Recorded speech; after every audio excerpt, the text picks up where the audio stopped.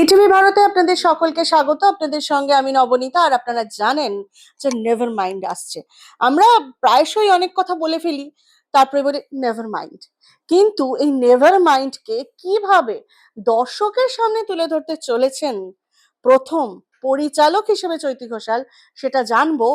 আর মায়ের পরিচালনায় ছেলে নায়ক, একটা জমজমাট ব্যাপার। আমার সঙ্গে মা ছেলে দুজনেই রয়েছে। তো সবার আগে আমি ছেলের কাছে যাই, চৈতিদি।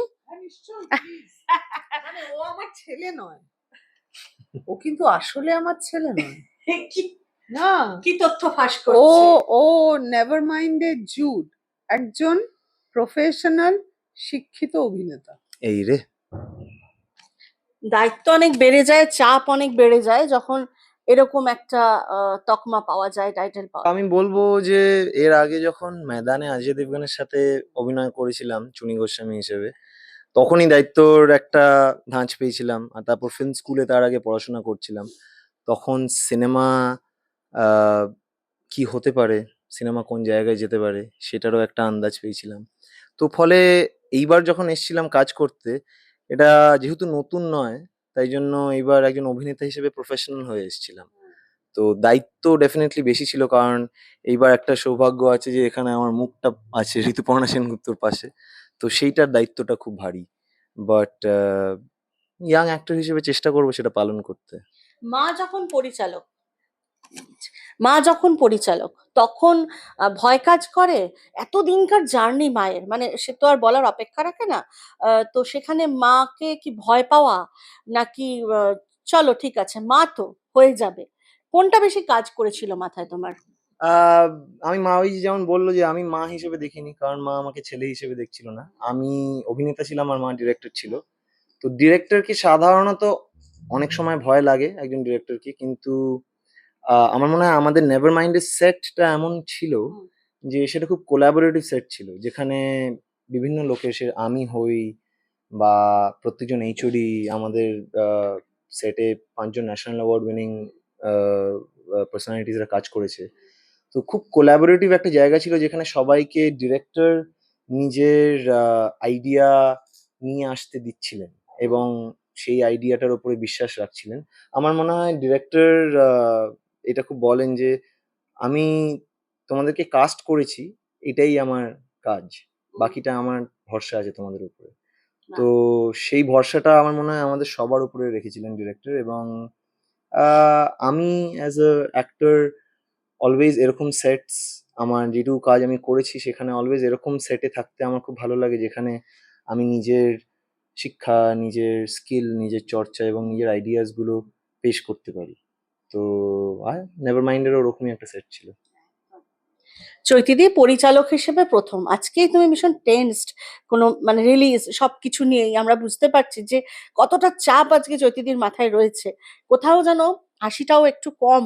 চৈতিদি সাধারণত প্রচুর হাহা করে হাসে, আজকে হাসছে না। কিন্তু এই যে প্রথম পরিচালক হিসেবে দায়িত্ব পালন, কিরকম ছিল তোমার সফরটা? আমার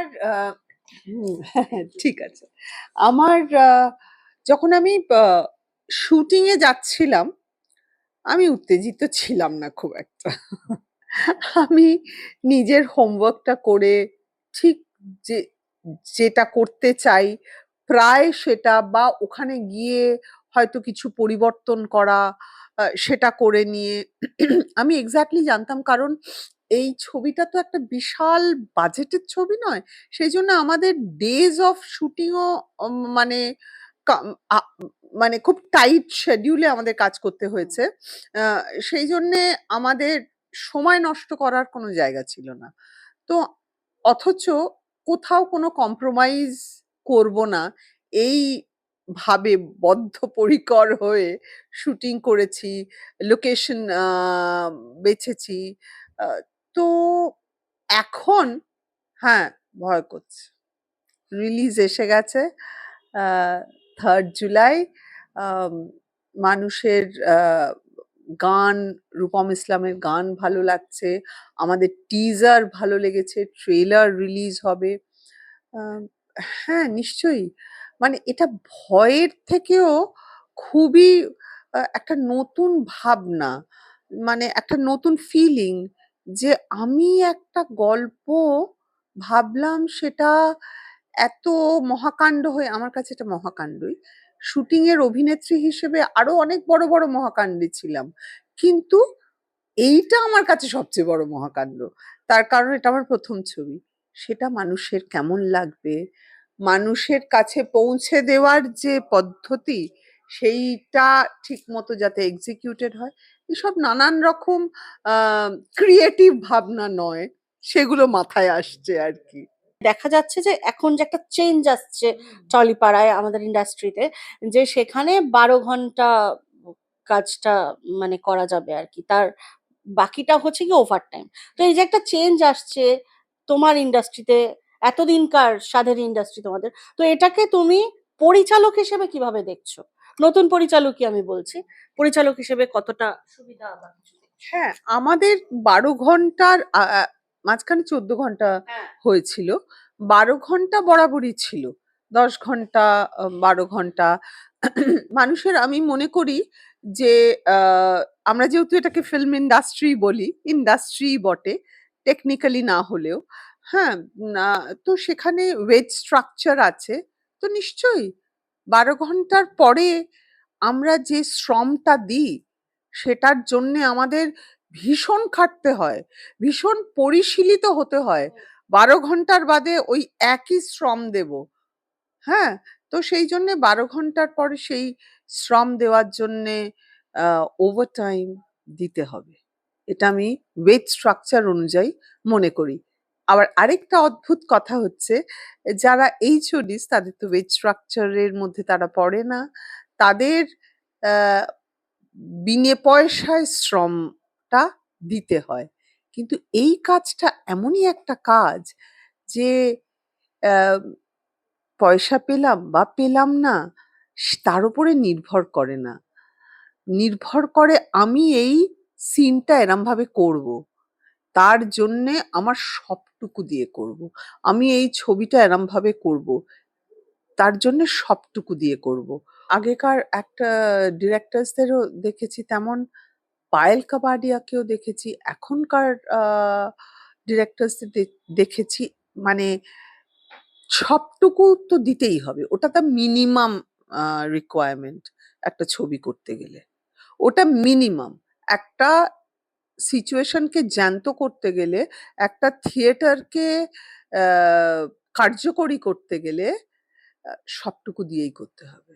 আর কোনো দ্বিমত নেই এটার সম্পর্কে। আর কোনো অপশন নেই। না, কোনো অপশন নেই, সবটুকু দিয়ে ছবিটা করতে হবে।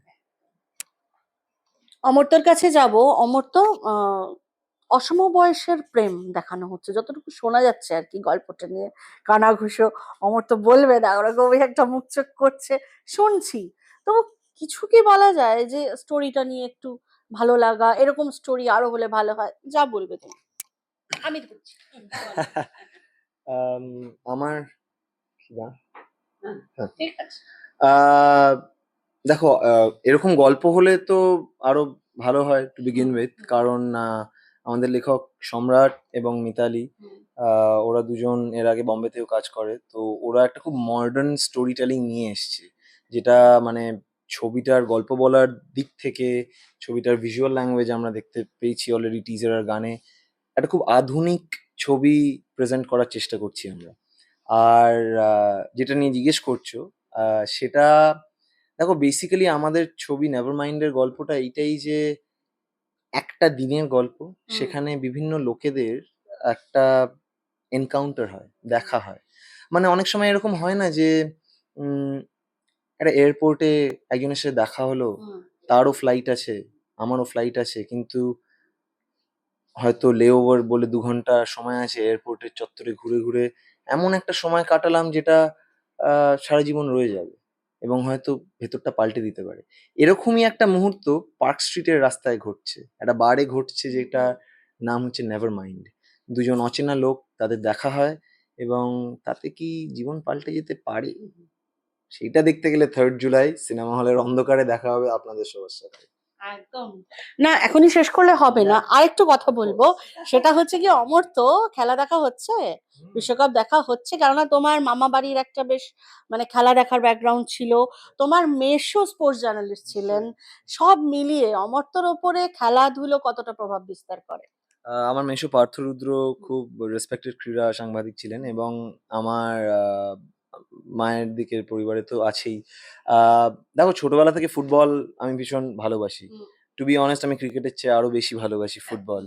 এবং এটা অলমোস্ট মানে ডেস্টিনির মতো যে আমি ময়দানের মতো একটা ছবিতে চুনী গোস্বামীর চরিত্রে অভিনয় করতে পেরেছি। তো আমি ছোটবেলায় খেলতাম, মানে রবীন্দ্র সরোবর লেকের বিভিন্ন লোকাল ক্লাবসে আমি খেলতাম ছোটবেলায় স্কুল লাইফে। তো আমি বিশ্বকাপ তো ডেফিনেটলি দেখি। আমার দুটো টিমের লয়্যালটি আছে, আর্জেন্টিনা মেসির জন্য, এবং ছোটবেলা থেকে আমার, যেহেতু আমি ম্যানচেস্টার ইউনাইটেডের সাপোর্টার আমার ছোট মামার সাথে, তো আমার ইংল্যান্ডের প্রতি একটা ভালোবাসা। এবং অনেকেরা রেগে যায়, বলে যে কি করে এটা হতে পারে, আমাদের তো ওরা এতদিন ধরে করেছিল, বাট কিছু করার নেই, আমি ইংল্যান্ড, তাকে নেভার মাইন্ড বলতে হবে। এবং খেলাতেও কেউ জেতে কেউ হারে, নেভার মাইন্ড। কিন্তু এইবার তো আবার আবার মনে হয় মেসি বিশ্বকাপটা তুলে নিয়ে বেরিয়ে না যায়, মনে হচ্ছে মনে হচ্ছে, জানি না। বাট ডেফিনেটলি আজকেই আর্জেন্টিনার খেলা আছে। তো আমার মনে হয় আমরা আজকে টিম নেভার মাইন্ড সবাই মিলে, আমাদের ব্যাক এন্ড মানে রাইটার্স, ঋতুদি, মা, আমরা সবাই মিলে একসাথে হয়তো নেভার মাইন্ড টিম আজকে আর্জেন্টিনার ম্যাচ দেখবো। রুট করব। একদম। ঋতুদিকে ডিরেক্ট করা চৈতিদি, অনেকদিনকার বন্ধু তোমার। দেখো, বন্ধু ও হিসেবে তো মানে প্রফেশনাল জায়গায় সেখানে বন্ধু হিসেবে না, সেখানে আর্টিস্ট হিসেবে ঋতুকে ডিরেক্ট করার আমার মনে হয়েছে ঋতু খুব সাসেপ্টেবল, ও ভীষণ নিতে পারে, ও মনে রাখতে পারে যে আহ, মানে কিভাবে আমি বলেছি, কিভাবে আসতে বলেছি, এগুলো এতদিনের practice. How to engage in a shot, how to give year best, এইগুলো ঋতু জানে। এবং একটা ঋতুর মধ্যে না কিছু এক্সপ্রেশনস আছে যেগুলো ওর খুব সহজাত, ওর নিজেরই এক্সপ্রেশনস। তো সেই এক্সপ্রেশনস গুলো আমি অনেকগুলো এক্সপ্রেশন আমি কাজে লাগিয়েছি এই চরিত্রে, ত্রিনাথ চরিত্রে। কারণ যেহেতু আমি ঋতুকে অনেক ভাবে দেখেছি, অনেক দিনের বন্ধু, তো আমি জানি ঋতুকে আমি বলতে পারি যে ঋতু তোর ওই হাসিটা না, ওইটুকু যে ঋতু তুই জাস্ট চোখটা তুলে এরকম বল, তারপরে তুই যে ডায়লগটা বলি, ঋতু তুই এটা এরকম, মানে এটা বললে ঋতুকে, একটা কথা বললে ঋতু ১০০টা কথা বুঝে যায়। এবং আম আমার একটা কমফোর্ট জোন, এটা আমি ডেফিনিটলি বলবো, আমিও একজন অভিনেত্রী। তো সেইখানে কিন্তু আমি দেখেছি যে ঋতু একজন আ ন্যাশনাল অ্যাওয়ার্ড উইনার অভিনেত্রী। ওর কিন্তু কোনো ইগো নেই। আমি যদি ওকে বলি যে ঋতু আমি এটা ভাবছি না, আমি এটা ভাবছি, ও সঙ্গে সঙ্গে ওটা ভাবতে আরম্ভ করে যে আমি কেন ভাবছি এটা, কেন ও কেন এটা ভেবেছে। মানে এই দিক থেকে কিন্তু ও একদম সাদা পাতার মতো, ওকে তার উপরে লেখা যায়। তো সেটা একজন পরিচালকের কাছে, একজন নতুন পরিচালকের কাছে ভীষণই ইজি। মানে she is not difficult. As a person also, I never found her difficult. As an actor also, she's one of the finest actors we have in our industry, and she's not difficult at all to engage. Thank you so much দুজনকে। এবার বাকিটা দেখতে হবে, তাই তো? 3rd July. বাকিটা দেখতে হবে। 3rd July never mind cinema হলে আসছে, আপনাদের সবার সাথে দেখা করতে চাই সিনেমা হলের অন্ধকারে। থ্যাংক ইউ সো মাচ দুজনকে, all the best. Nabanita Duttagupta report, ETV Bharat, Kolkata.